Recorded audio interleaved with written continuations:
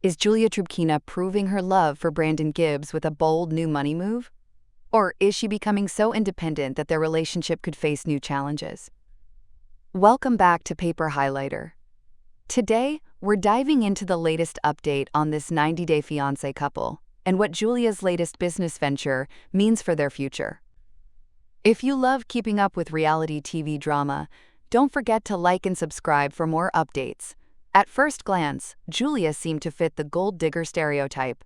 She moved to Russia, then voiced her complaints. In the 90-Day Fiancé franchise, this pattern isn't new. Women from Eastern Europe or other countries with economic struggles sometimes seek the glamorous Hollywood lifestyle they've seen online or on TV. Often, their partners end up frustrated, unable to meet these high expectations. But Julia's story isn't that simple.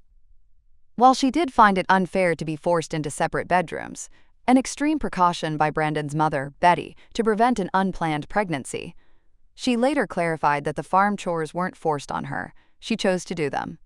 Yes, she wanted more, like moving into an apartment of their own, which they eventually did, but she also seems to genuinely care for Brandon. The former go-go dancer showed constant affection for him, even under Betty and Ron's watchful eyes.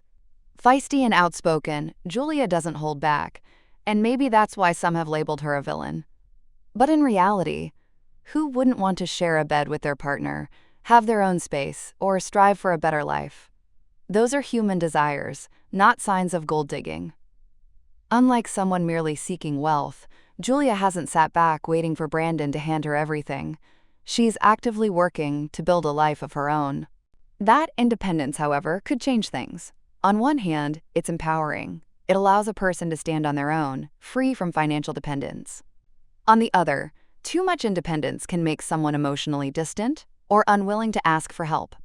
The right balance could create a strong relationship, one built on love, not financial security. What sets Julia apart is that she's stayed.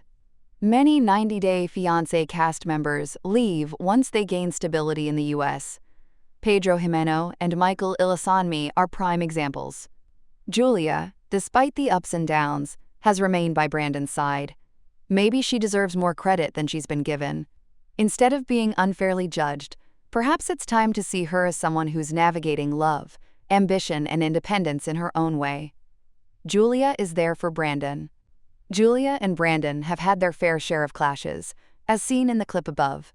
Yet despite their ups and downs, they've remained committed to each other. While Brandon navigates his mental health struggles, Julia is stepping up in other areas of their life. If she's doing this to ease his burden, that's not just admirable, it's deeply romantic.